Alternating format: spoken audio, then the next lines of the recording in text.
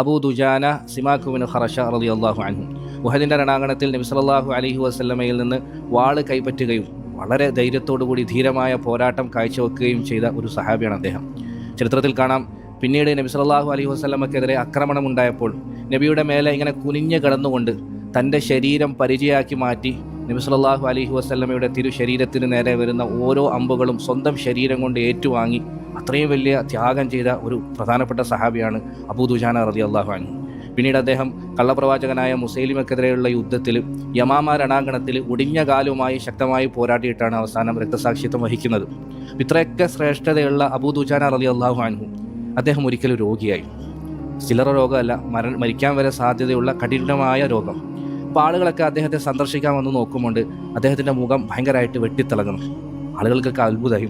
അവർ ചോദിച്ചു, മാലി വജിഹിക യതഹല്ലൽ, അബൂ ദുജാന എന്ത് പറ്റി, ഈ സമയത്തും നിൻ്റെ മുഖം വെട്ടിത്തിളങ്ങുന്നുണ്ടല്ലോ, നീ ഭയങ്കര സന്തോഷവാനാണല്ലോ, എന്താണ് അതിനുള്ള കാരണം എന്ന് ചോദിച്ചു. അപ്പോൾ അദ്ദേഹം പറഞ്ഞ മറുപടി, എൻ്റെ അടുക്കൽ എനിക്ക് വളരെ വിശ്വാസമുള്ള 2 അമലുകളുണ്ട്. ആ അമലുകളെക്കാൾ എനിക്ക് വിശ്വാസമുള്ള മറ്റൊരു അമലുമില്ല.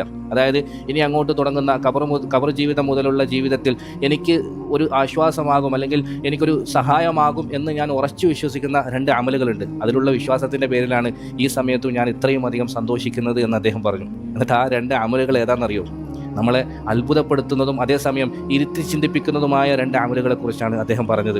ചരിത്രത്തിൽ കാണാം, അദ്ദേഹം പറയുന്നു, കുന്തു ലാ അതകല്ലമു ഫീമാ ലാ യഅനീനി വൽ ഉഖ്റാ ഫകാന ഖൽബി ലിൽ മുസ്ലിമീന സലീമാന. ഒന്നാമത്തെ അമൽ, എനിക്ക് ഭയങ്കര ഉറപ്പുള്ള ഒന്നാമത്തെ അമൽ, എനിക്ക് ആവശ്യമില്ലാത്ത ഒരു കാര്യത്തിലും ഇടപെട്ട് സംസാരിക്കുമായിരുന്നില്ല എന്നാണ്. സുബ്ഹാനല്ലാഹ്. രണ്ടാമത്തെ അമൽ, എൻ്റെ മനസ്സ് മുസ്ലിമീങ്ങളുടെ വിഷയത്തിൽ സലീമൻ, പ്യുവറായിരുന്നു.